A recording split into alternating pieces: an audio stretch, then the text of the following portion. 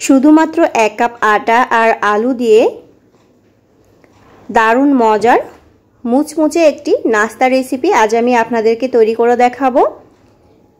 বিকালের নাস্তা বা বাচ্চাদের টিফিনে খুব সহজেই বানিয়ে নিতে পারবেন। খুবই অল্প উপকরণ দিয়ে তৈরি করা যায় আর খেতে অনেক বেশি ক্রিস্পি আর বেশি মজার হয়।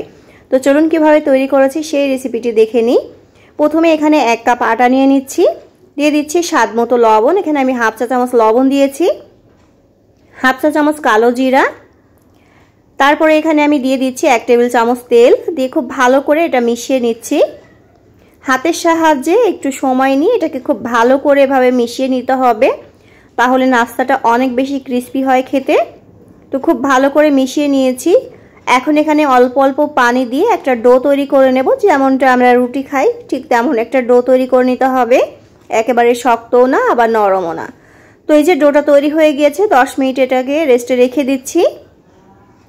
এখন পুরটা তৈরি করব, তার জন্য এখানে আমি একটি সিদ্ধ আলু আর একটি সিদ্ধ ডিম নিয়েছি। এখন এই যে গ্রেট করে নিচ্ছি। তো ডিম আর আলুটাকে খুব ভালো করে গ্রেট করে নিয়েছি। এখন এখানে অন্যান্য উপকরণগুলো দিয়ে দিচ্ছি। প্রথমে এখানে আমি দিয়ে দিচ্ছি হাফ চা চামচ গরম মশলা গুঁড়া, হাফ চা চামচ জিরা গুঁড়া, তারপরে দিয়ে দিচ্ছি স্বাদ মতো লবণ। লবণটা আপনাদের স্বাদ অনুযায়ী আপনারা দিয়ে নেবেন। হাফ চা চামচ চাট মশলা দিয়ে দিলাম। তারপর এখানে 2 টেবিল চামচ ধনিয়া পাতা কুচি, 2টা কাঁচামরিচ কুচি আর 2 টেবিল চামচ পেঁয়াজ কুচি দিয়ে দিলাম। আর দিয়ে দিচ্ছি 1 টেবিল চামচ সরিষার তেল। মরিচটা আপনাদের স্বাদ অনুযায়ী কিন্তু আপনারা কম বেশ করে দিয়ে নেবেন। আবার খুব ভালো করে মিশিয়ে নিয়ে তারপরে আমি ছোট ছোট করে একটু গোল করে তারপরে লম্বা একটা শেপ দিয়ে নিচ্ছি, মানে রোলের মতো করে এভাবে করে বানিয়ে নিচ্ছি সবগুলা। আর তেল দেওয়ার কারণে কিন্তু হাতে লেগে যাবে না। তো এভাবে করে সবগুলা বানিয়ে তারপরে ফিরে আসছি। তো সবগুলা বানিয়ে নিয়েছি আর এদিকেও কিন্তু ডোটা সেট হয়ে গিয়েছে। আবার একটু মথে নিয়ে এটাকে আমি 2 ভাগে ভাগ করে নিচ্ছি। এখন এটা এক সাইডে রেখে একটা বড় রুটির মতো বেলে নিতে হবে।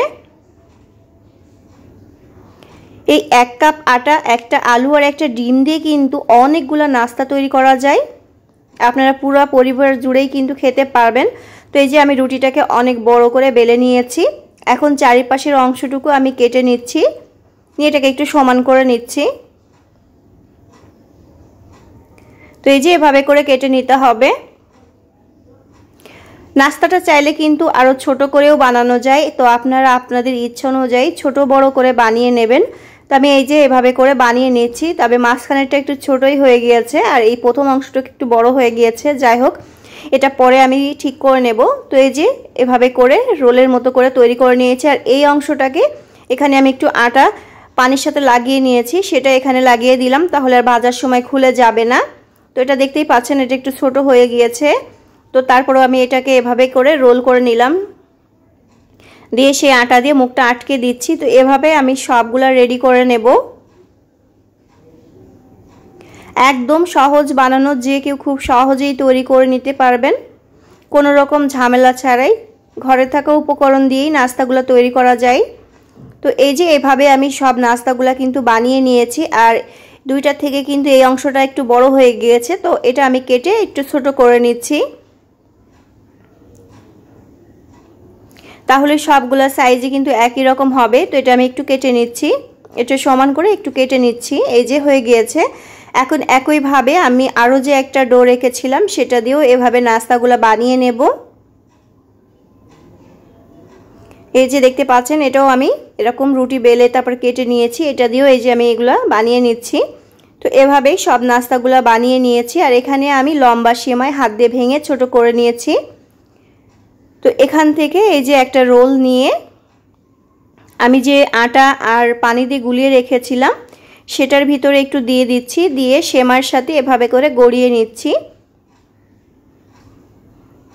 এতে করে আপনার ভিতরের যে আলুর পুরটা সেটাও বের হয়ে আসবে না, আর এটা দেখতেও সুন্দর লাগবে আর খেতেও কিন্তু অনেক মজার হয়। তো দেখতেই পাচ্ছেন। তো এভাবে করে আমি এটা রেডি করে নিচ্ছি সবগুলাই, দেখতে পাচ্ছেন এভাবে করে রেডি করে নিতে হবে। এটা দেখতে কিন্তু অনেক সুন্দর লাগছে। তো এভাবেই আমি সবগুলো রেডি করে নিয়েছি। আর আগে থেকে চুলার উপরে একটি ফ্রাই প্যান দিয়ে তেল গরম করে নিয়েছি। একটা একটা করে নাস্তাগুলো এখন দিয়ে দিচ্ছি। আজকের এই রেসিপিটি যদি আপনাদের ভালো লেগে থাকে অবশ্যই আমার চ্যানেলটি সাবস্ক্রাইব করে পাশে থাকা বেল আইকনটি প্রেস করে দিবেন, তাহলে যখনই আমি নতুন কোনো রেসিপি দেব সবার আগে আপনাদের কাছে নোটিফিকেশন পৌঁছে যাবে। আমার ইউটিউব চ্যানেলের নাম হচ্ছে সাবিনা আফরোজ কিচেন, আর ফেসবুক পেজের নাম হচ্ছে সাবিনা ব্লগ বিডি। তো আর টিকটক আইডি হচ্ছে সাবিনা আফরোজ কিচেন। তো আপনারা আপনাদের পছন্দ অনুযায়ী আমার চ্যানেল পেজ আইডিগুলো ঘুরে আসতে পারেন। তো দেখতে পাচ্ছেন সুন্দর একটা কালার চলে এসেছে। এগুলো এখন আমি উঠিয়ে নিচ্ছি। আর যখন এক পাশে একটু হয়ে যাবে তখন কিন্তু এটাকে উল্টিয়ে পাল্টিয়ে এগুলোকে ভেজে নিতে হবে। তো খুব সুন্দর একটা কালার চলে এসেছে। আর চুলার আঁচটা লোতে রেখে ভেজে নিতে হবে, তাহলে অনেক বেশি ক্রিস্পি হবে। তো সবগুলো নাস্তাই আমি ভেজে নিয়েছি। দেখতে পাচ্ছেন মাত্র 1 কাপ আটা দিয়ে অনেকগুলো নাস্তা তৈরি করা হয়ে গিয়েছে। আশা করি আজকের এই নাস্তার রেসিপিটি আপনাদের ভালো লেগেছে।